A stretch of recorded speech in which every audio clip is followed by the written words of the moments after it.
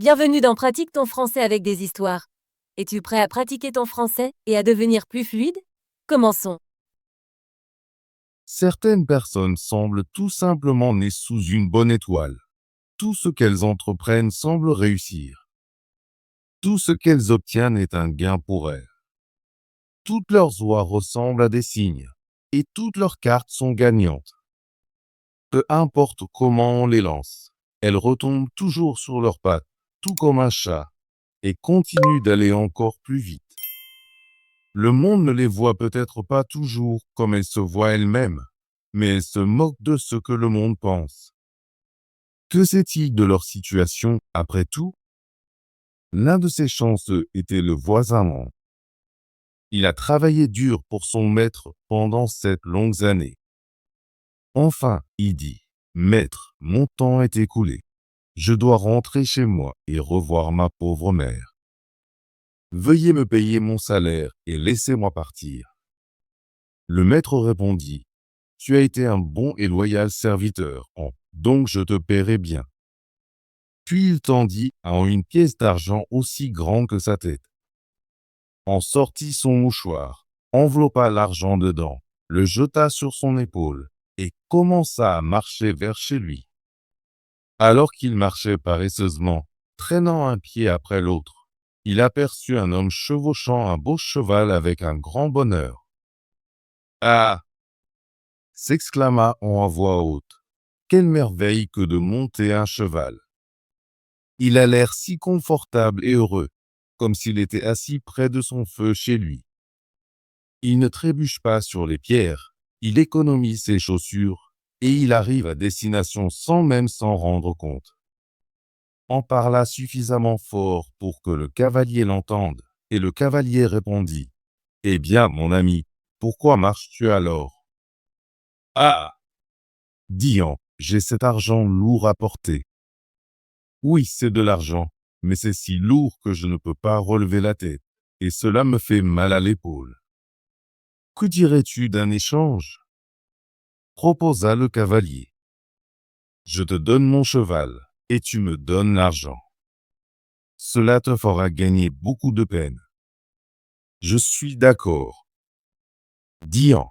« Mais je dois te prévenir, porter cet argent avec toi sera un dur travail. » Pourtant, le cavalier descendit, prit l'argent, aida On à monter sur le cheval, lui passa les rênes et un fouet, et dit, « Quand tu voudras aller vite, claque tes lèvres et crie Jip. » On était ravi sur son cheval. Il se redressa, rentra les coudes, tourna les orteils vers l'extérieur, craqua le fouet et s'élança joyeusement, sifflotant un air joyeux et chantant. « Pas de souci, pas de chagrin, qui se soucie de demain. Nous rirons et nous nous amuserons, chantons gaiement, déri. » Au bout d'un moment, on pensa qu'il aimerait aller un peu plus vite. Alors il claqua des lèvres et cria « Chip !» Le cheval partit au galop, et avant qu'on ne comprenne ce qui se passait, il fut projeté et atterrit sur le dos au bord de la route. Le cheval aurait filé si un berger conduisant une vache ne l'avait pas arrêté. On se releva rapidement, très agacé, et dit au berger, « Ce n'est pas amusant de monter à cheval quand on finit par terre comme ça, et on dirait que le cheval veut me casser le cou. Mais maintenant, j'en ai fini avec l'équitation. Je préférerais largement avoir ta vache plutôt que ce cheval qui m'a jeté et a ruiné mon meilleur manteau dans cette flaque de boue, qui, soit dit en passant, ne sent pas très bon. Au moins, je pourrais suivre cette vache à mon rythme, profiter de la bonne compagnie et avoir du lait, du beurre et du fromage tous les jours. Que donnerais-je pour avoir un tel trésor? » « Eh bien, dit le berger, si elle te plaît tant, je vais échanger ma vache contre ton cheval. J'aime aider mes voisins, même si cela me coûte quelque chose. » Marché conclu. Dit On, heureux. Quel homme au grand cœur, pensa-t-il. Puis le berger monta sur le cheval, souhaita une bonne journée à On et à la vache, et s'éloigna. On épousseta son manteau, s'essuya le visage et les mains, prit une pause, puis conduisit sa vache tranquillement, pensant que son échange avait été très chanceux. Si je peux juste trouver un morceau de pain, ce que je sais que je ferai, je pourrai en profiter avec mon beurre et mon fromage à tout moment. Et quand j'aurai soif, je pourrai traire ma vache et boire le lait. Que pourrais-je vouloir de plus?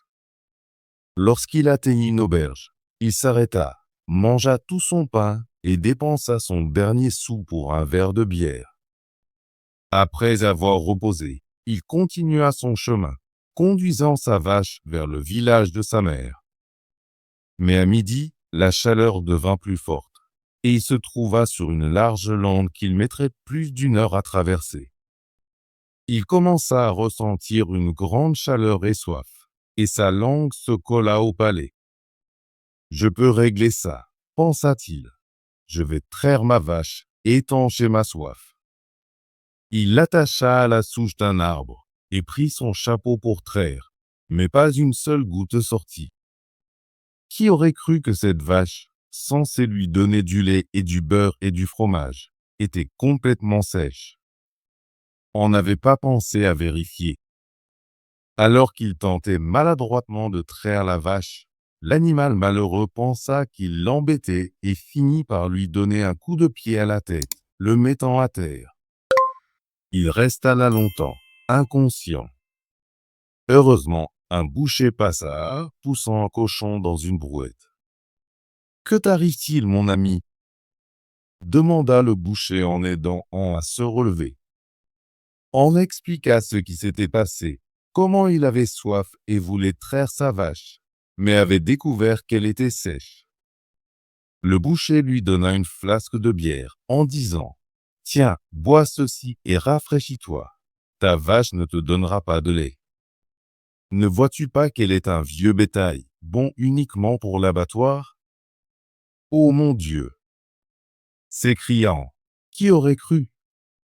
Quelle injustice de prendre mon cheval et de me donner seulement une vache sèche. Si je la tue, à quoi bon?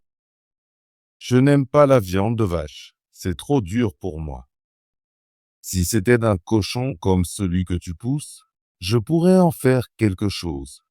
Au moins, cela ferait des saucisses. Eh bien, dit le boucher, je n'aime pas dire non quand quelqu'un demande un service. Pour t'aider, j'échangerai mon joli gros cochon contre ta vache. Merci pour ta gentillesse. Dit An, en donnant la vache au boucher et en prenant le cochon de la brouette, le conduisant par la ficelle attachée à sa patte.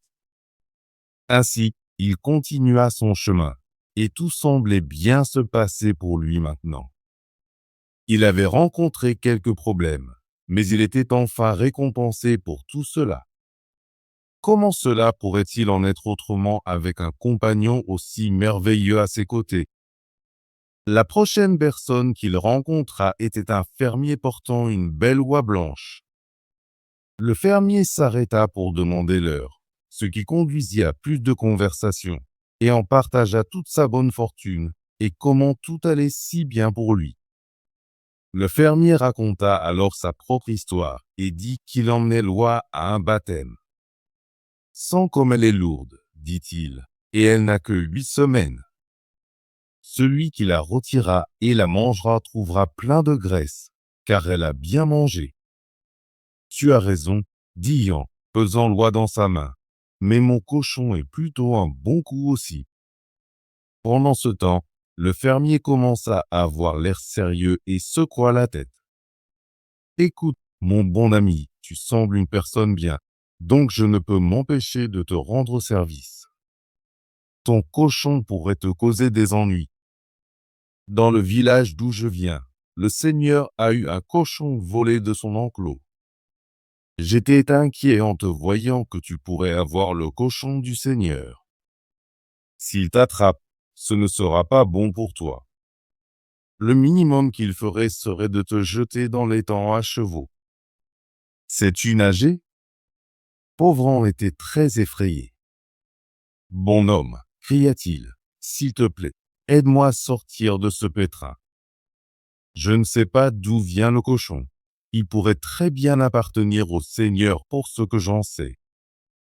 Tu connais mieux cette région que moi. Prends mon cochon et donne-moi l'oie. Je dois avoir quelque chose en plus pour ça, dit le fermier. On ne peut pas juste échanger une oie grasse contre un cochon. Tout le monde ne te ferait pas un tel service. Mais je ne serai pas trop dur avec toi puisque tu es dans le pétrin. Alors il prit la ficelle dans sa main et emmena le cochon par un chemin latéral pendant qu'on continuait chez lui, sans souci. Après tout, pensa-t-il, ce gars a eu le meilleur de l'affaire. Je me moque de savoir à qui appartient le cochon, mais d'où qu'il vienne, il a été un grand ami pour moi. J'ai eu le meilleur de l'échange. D'abord, il y aura un bon rôti. Ensuite, la graisse me gardera en graisse d'oie pendant 6 mois. Et puis il y a toutes ces jolies plumes blanches. Je vais les mettre dans mon oreiller, et je suis sûr que je dormirai paisiblement sans me balancer. Ma mère sera tellement heureuse. Parle-moi d'un cochon. Donne-moi une belle oie grasse. En entrant dans le village suivant, il vit un affûteur au travail, tournant sa roue et chantant, par-dessus collines et vallées, si heureux je vagabonde, travaille léger et vis bien. Tout le monde est ma maison, alors qui est aussi joyeux et gai que moi. On regarda un moment et finit par dire, tu dois bien t'en sortir, maître affûteur. Tu sembles si heureux à ton travail. Oui, répondit l'affûteur, mon métier est bon. Un affûteur habile trouve toujours de l'argent dans sa poche chaque fois qu'il y met la main. Mais d'où viens-tu avec cette belle oie? Je ne l'ai pas achetée. J'ai échangé un cochon contre elle. Et d'où as-tu eu le cochon? J'ai échangé une vache contre lui. Et la vache? J'ai échangé un cheval contre elle. Et le cheval? J'ai échangé un morceau d'argent aussi grand que ma tête contre lui. Et l'argent? Oh! J'ai travaillé dur pour cela pendant cette longue année. Tu as bien réussi dans la vie jusqu'à présent, dit l'affûteur, mais si tu pouvais trouver de l'argent dans ta poche chaque fois que tu y mets la main, ta fortune serait faite. C'est vrai. Mais comment puis-je faire cela? Comment? Deviens simplement un affûteur comme moi, dit l'autre. Il te faut une meule. Le reste viendra facilement. Voici une pierre qui est encore en bon état. Je ne demanderai pas plus que la valeur de ton oie. Veux-tu l'acheter? Comment peux-tu demander cela? Dian, je serais l'homme le plus heureux du monde si je pouvais trouver de l'argent chaque fois que je mets la main dans ma poche. Que pourrais-je vouloir de plus? Voici l'oie. Maintenant, dit l'affûteur, en tendant en une pierre rugueuse posée là. C'est une grande pierre. Si tu la travailles bien, tu peux même faire couper un vieux clou avec. On prit la pierre et poursuivit son chemin le cœur léger. Ses yeux brillaient de joie, et il pensa, je dois être né sous une étoile chanceuse. Tout ce que je veux ou désire vient à moi. Les gens sont si gentils. Ils ont vraiment l'air de penser que je leur rends service en les laissant me rendre riche et en m'offrant de bonnes affaires. Cependant, il commença bientôt à se sentir fatigué et affamé, car il avait dépensé son dernier sou dans sa joie à propos de la vache. Finalement, il ne pouvait plus avancer, car la pierre le fatiguait. Il se traîna jusqu'à la rive d'une rivière pour boire un coup et se reposer un peu. Il plaça soigneusement la pierre à côté de lui sur la berge, mais alors qu'il se penchait pour boire, il l'oublia, la poussa un peu, et elle tomba directement dans le courant. Un instant, il la regarda couler dans l'eau claire, puis il se leva et se mit à danser de joie. Il tomba à genoux, remerciant le ciel, les larmes aux yeux, pour sa bonté d'avoir enlevé son seul fardeau, la vilaine pierre lourde. Comme je suis chanceux, s'exclama-t-il. Personne n'a jamais été aussi fortuné que moi. Puis il se leva, se sentant léger et libre de tous ses soucis, et marcha jusqu'à la maison de sa mère, lui partageant à quel point il est facile de trouver de la bonne fortune. Bravo! Veux-tu pratiquer ton français et devenir plus fluide? Abonne-toi et active la cloche de notification pour ne manquer aucune de nos histoires gratuites en français. À bientôt dans la prochaine vidéo.